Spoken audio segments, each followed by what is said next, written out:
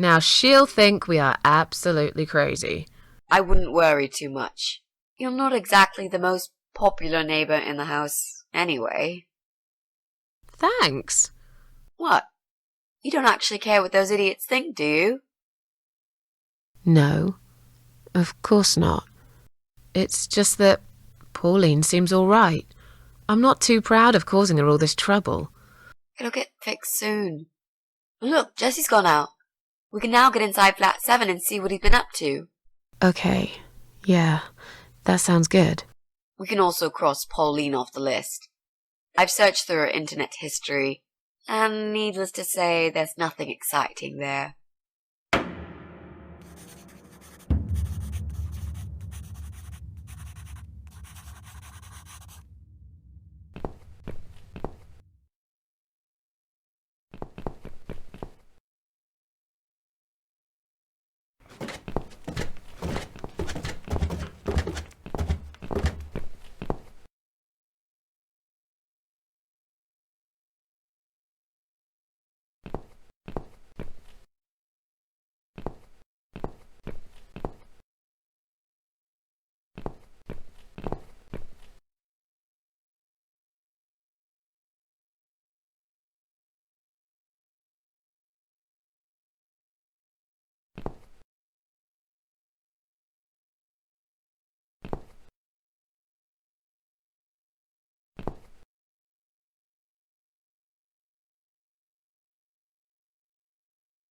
Now that he's gone, we can get inside.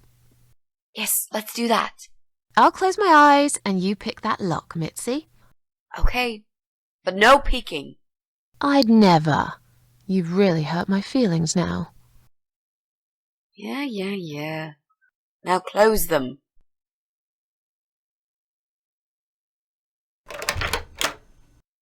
There, job done. Jesus, are these... Relax, Mrs. A. They're just Halloween masks. Oh, good. That's good. Because I swear, if I see another bloody head...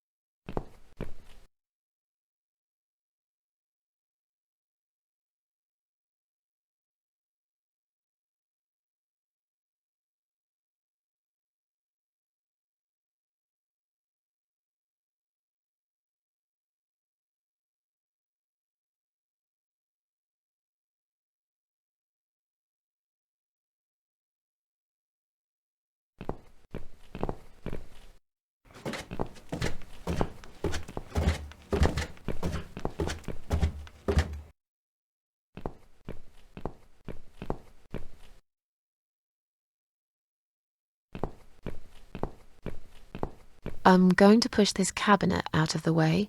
I remember there was a door behind it. It's too heavy. I don't think that's gonna work. Are you kidding me? I'll show you how it's done. Stand back.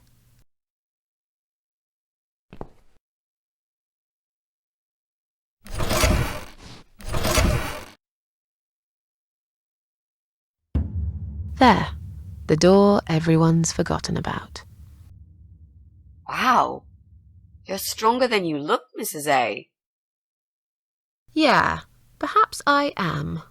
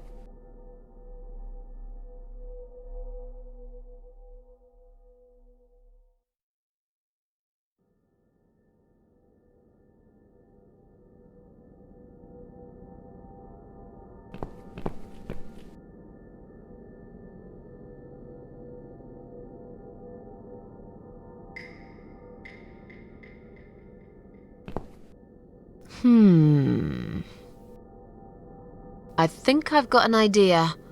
I know how I could pay Brian back for all that he's done to me and the cats.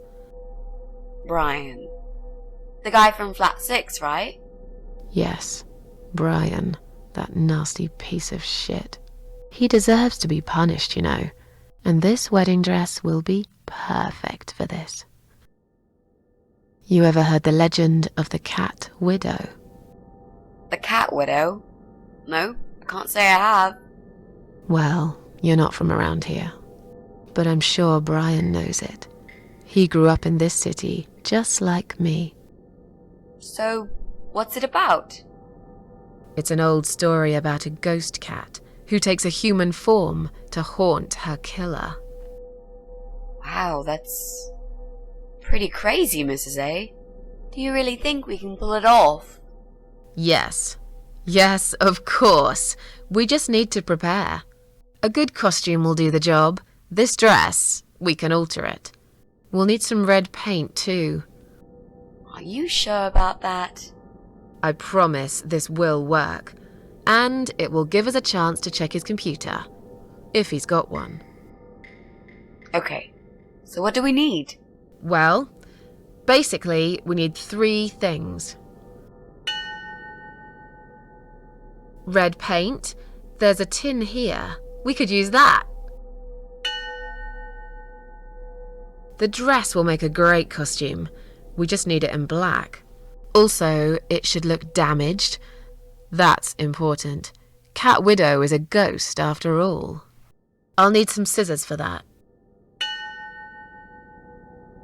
This mask I took from Jessie's flat will do the job nicely.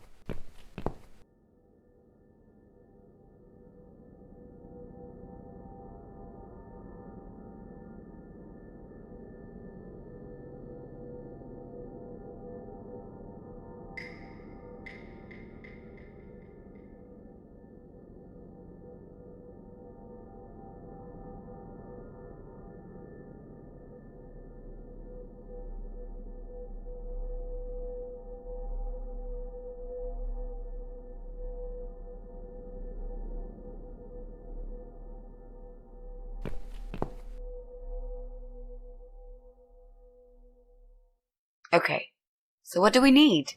Well, basically, we need 3 things. Red paint, we've got it already. The dress will make a great costume. We just need it in black. Also, it should look damaged. That's important. Cat Widow is a ghost after all. I'll need some scissors for that. This mask I took from Jessie's flat will do the job nicely.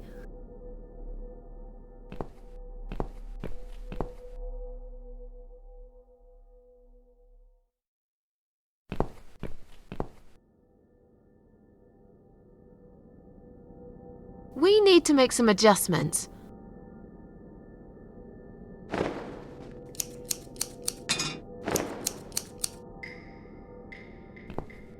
Now this is a dress worthy of the Cat Widow. Why don't you admit it was too small for you? Ha ha bloody ha. Why don't you just shut up? Whoever wore this dress probably hadn't eaten in years. You'd struggle to get a skeleton into it. This is it. We've got all we need. Great! Are you going to tell me about the Cat Widow now? Yes, it's story time, Mitzi. The legend says there was once a bad man who hated cats. He hated his neighbours too, and his job. And when it rained, he'd curse and smash things. He hated his bald head and his weak, ugly body. He probably hated himself the most, although he would never admit it. I think I see where this is going. One day, out of pure hatred for the whole world and everything that lives, he captured a family of cats and drowned them all in the river. That day, the sun turned black and all the birds went silent as the 6 kittens struggled for life. But trapped in a strong canvas bag, they never had a chance. They all died that day. All but one.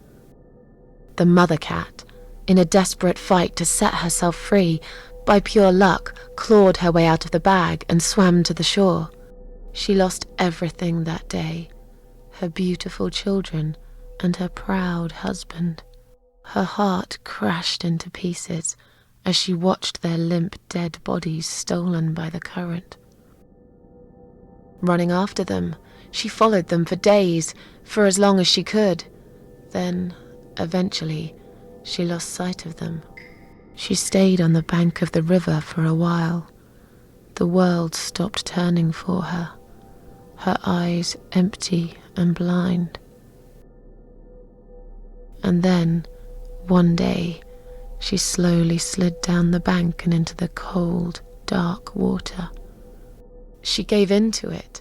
She let the river take her away too, cover her mouth, her ears, her eyes. But as the water filled her lungs and she started slipping into darkness, there was another strange feeling that burst in her mind like a ball of flames. Anger, rage even. Her last craving, before she drowned, was for revenge, for blood. And so she returned, reborn and changed, a cat widow, veiled in black, mistress of the cats. Her body of a young woman, but her eyes of a cat, and her face, white, rotten face of a corpse. Those who saw it rarely lived to tell the tale. She would get her revenge on all cat killers and cat torturers. But there was someone she had to see first, someone special, someone she really hated the most. As the evening came, it was strangely quiet in the man's flat. As he lived alone, he usually liked to fill the silence with the sound of radio or TV shows. But that night, he switched them all off, feeling anxious and tired after work.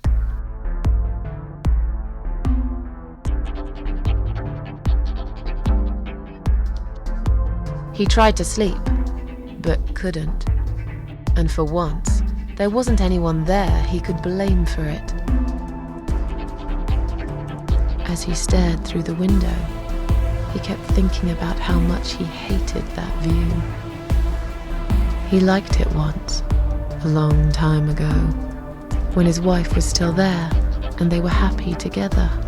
Suddenly, he heard knocking on the door. Some part of him was glad, because that meant he could take it out on whoever decided to bother him.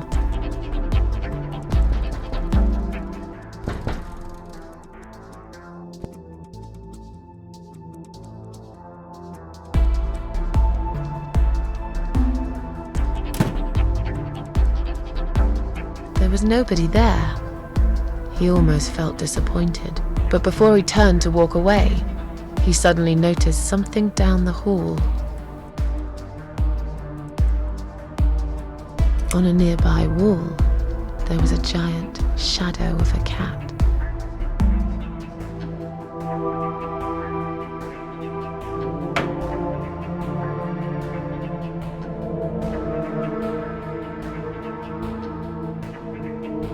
He stopped again. He couldn't believe his eyes.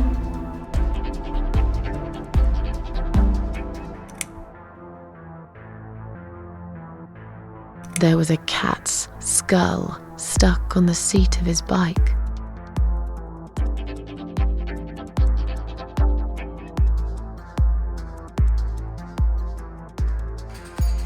He had a passion for trains. Although he hated being a train driver, he had always enjoyed watching them move. But now, his train model was moving all on its own. He was absolutely certain he'd left it switched off. And yet, there it was, running at crazy speed, remote control missing. Something was seriously wrong, and that something had entered his home now too.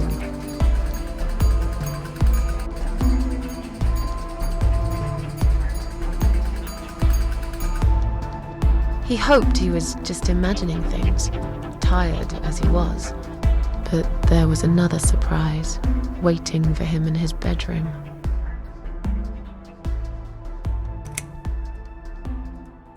"Cat Widow is here," was written all over the wall.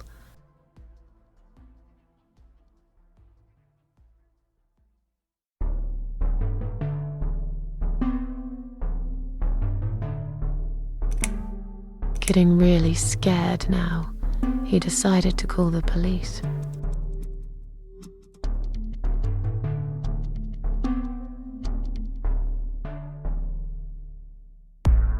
His phone was of no use.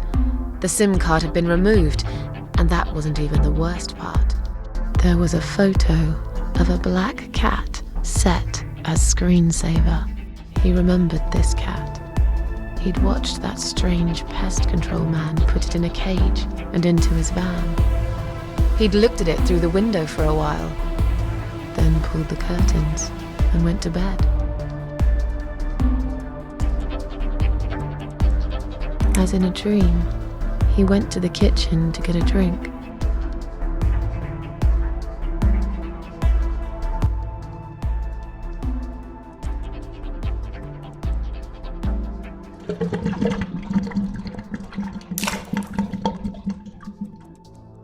There was no water. He knew there were valves in the basement that turned it off, but no one's been down there for years. He felt sick. None of this made any sense. And yet, deep down, he knew what he did to the cats was wrong. There was a part of him that almost wanted to be punished, the part he tried so hard to hide. He thought he'd heard something in the corridor. Was there someone there with him?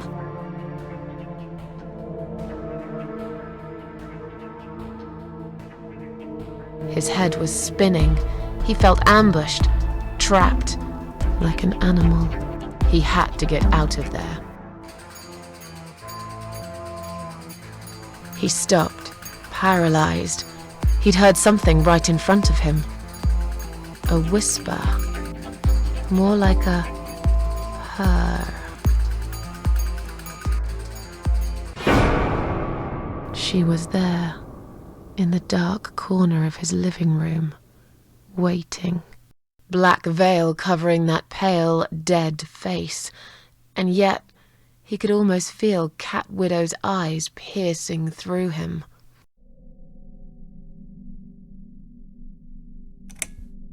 She came closer, like a ghost, and swiftly removed the veil.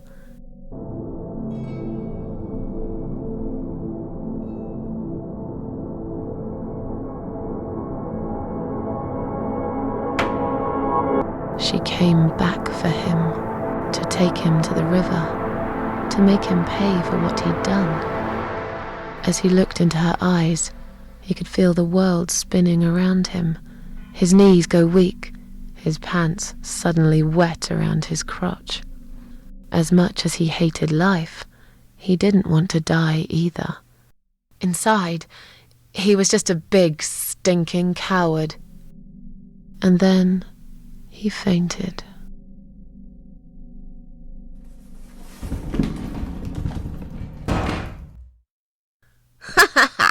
Did you see his face? I knew he'd fall for this. Yeah, we scared the living shit out of him. Now that's teamwork. Are you sure he won't know it was you, though? Oh, he probably will, once he's had time to think about what happened. But he's too proud to ever admit he's been beaten by a woman. I know him just about enough to know that. Let's hope so. I don't want you to get in trouble because of me. No. That was something I had to do for myself. And I feel much better for it. The only problem now is that we still haven't found Eye of Adam. Because it definitely isn't Brian. I've searched through his laptop and all I found was a load of porn. Let's cross him off the list.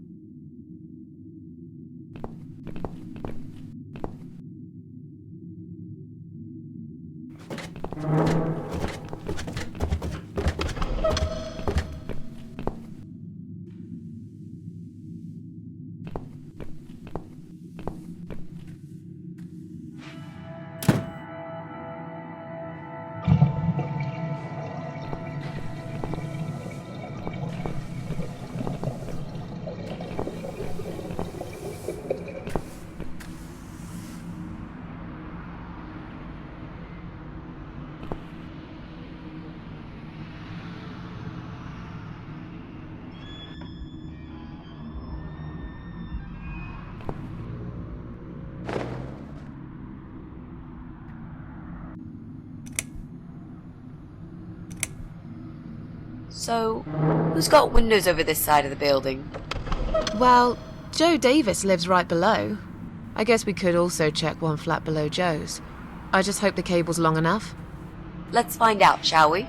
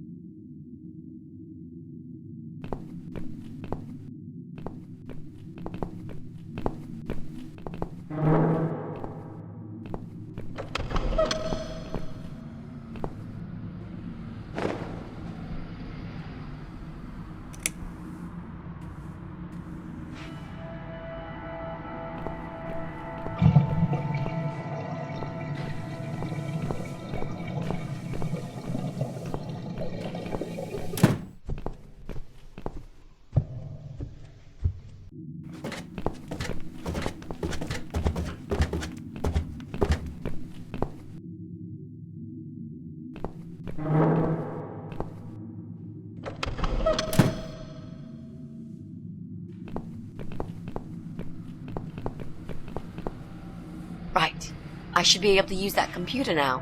Could you give me 5 minutes, Mrs. A? Sure. Why not? I'll keep an eye on the door.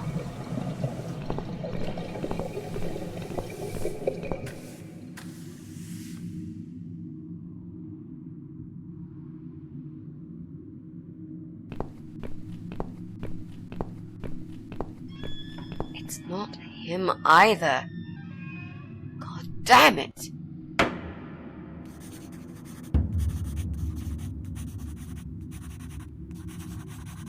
Well, that means we've checked everyone. We've hit a brick wall. Perhaps I was wrong. Maybe he doesn't live here at all. I think we need to sleep on it, and we might get some more ideas in the morning. Shall we head back home? Yeah, I do feel tired. You're right. We need some sleep. Thanks, Susan. It meant a lot that you came with me today. What's that? A note? What does it say, Mrs. A? You will not believe it. Meet me at midnight, both of you. I will wait. Flat 5.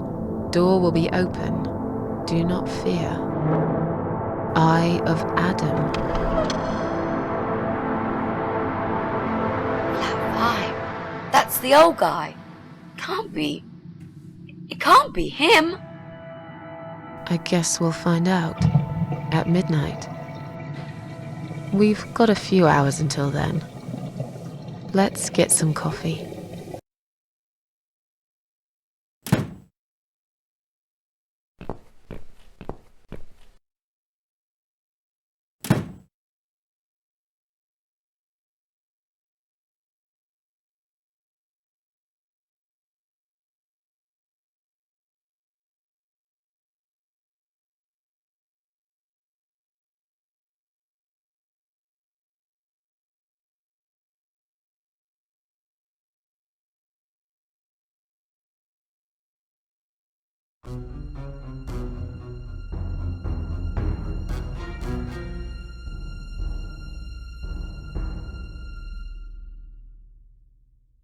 It's just you and me, my love.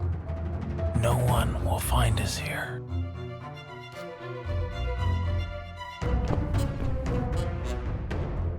Stop worrying, Ivy. It will be all right. I will always love you. You know that. I'm gonna make you all better.